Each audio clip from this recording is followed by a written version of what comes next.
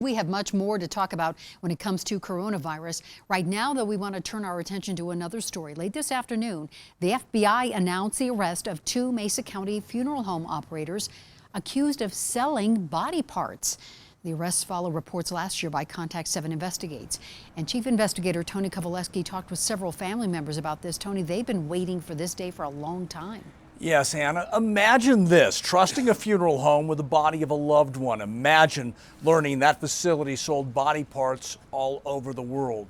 Yes, family members had been looking forward to today. Do you want to explain why you chopped up bodies? That's what the allegation is. Is it true? He had very little to say last year. You sold bodies to body brokers. Families had no idea. Don't you want to explain? Here's your opportunity. Are questions coming from families questioning decisions made inside this Montrose funeral home?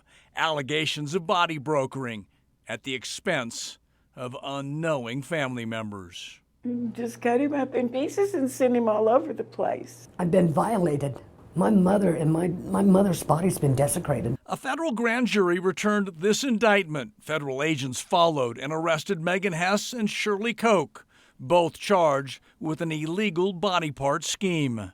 Certainly was not an easy case. It's very complex. The arrest followed an international investigation by the FBI, tracking the sale of body parts from the Montrose funeral home to locations all over the globe. I go to sleep with the visions of him being dismembered. I want them to know that this is not their fault, that they are the victims here. This was a fraud perpetrated on them, and they should not feel any guilt or responsibility. And for family members, the indictment and the arrest begin a legal process they now hope ends with accountability. Are those your husband's remains? I don't know. Clearly, the indictment doesn't answer all questions. I'm Chief Investigative Reporter Tony Kovaleski.